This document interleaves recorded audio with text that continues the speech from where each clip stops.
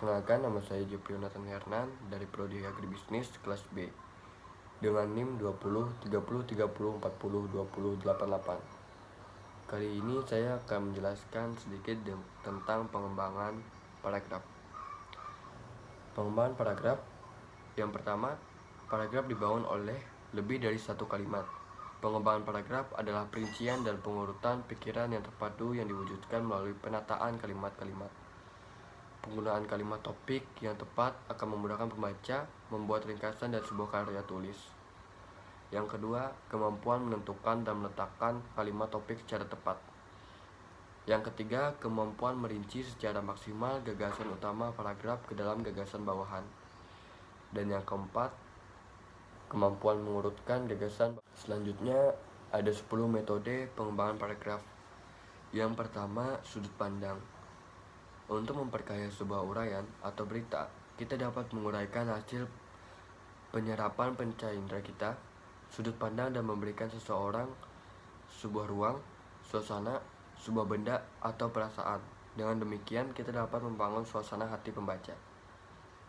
Yang kedua, contoh.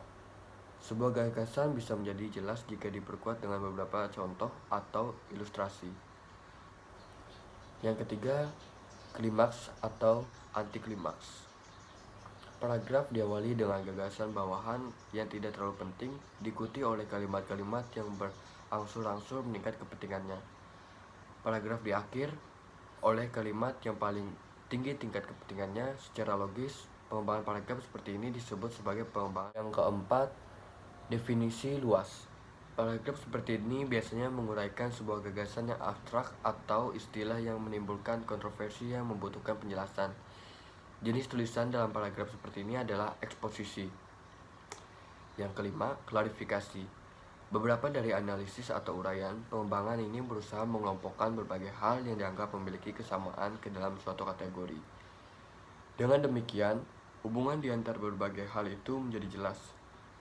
Paragraf dengan pengembangan klarifikasi ini juga merupakan jenis tulisan eksposisi. 6.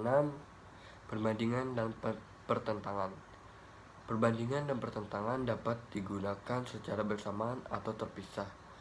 Dalam perkembangan paragraf ini, unsur-unsur yang dari dua hal atau lebih diungkapkan dari uraian diikuti dengan unsur-unsur yang membedakan dua hal atau lebih.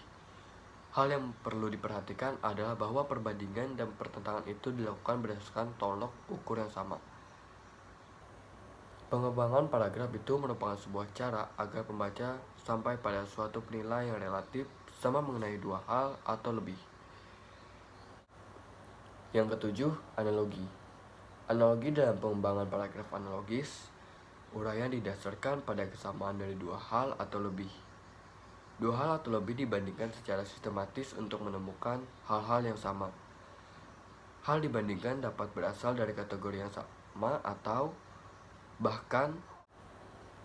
Yang kedelapan, sebab akibat. Dalam paragraf ini diuraikan hal-hal yang menyebabkan suatu peristiwa terjadi atau sebaliknya. Diuraikan dahulu sebuah akibat baru diikuti oleh penyebabnya. Jenis karangan yang digunakan di sini dapat berupa jenis narasi atau eksposisi. Yang kesembilan, proses. Proses pengembangan paragraf ini menguraikan proses bagaimana suatu terjadi atau terwujud. Jadi, dalam pengembangan ini ada urutan dari tindakan-tindakan untuk menciptakan atau menghasilkan suatu atau urutan suatu peristiwa. Pengembangan paragraf ini juga dapat diisi dengan kalimat-kalimat yang menguraikan suatu ke dalam unsur-unsur yang membangun agar pembaca dapat lebih mudah. Yang ke-10, umum khusus atau khusus umum. Kedua cara pengembangan paragraf ini merupakan cara yang paling umum digunakan. Dalam pengembangan umum khusus, gagasan utama atau kalimat topik diletakkan di awal paragraf, diikuti oleh kalimat yang mengandung gagasan bawahan. Secara logis, pengembangan paragraf seperti ini disebut sebagai paragraf dedukatif. Dalam pengembangan khusus umum, gagasan utama diletakkan di akhir paragraf dengan sebuah kalimat kesimpulan. Paragraf diawali oleh kalimat-kalimat yang mengandung gagasan bawahan. Secara logis, pengembangan paragraf seperti ini disebut sebagai pengembangan paragraf yang induktif. Itu saja yang bisa saya sampaikan. Kiranya berguna bagi rekan-rekan sekalian, dan mohon maaf jika ada salah kata atau perbuatan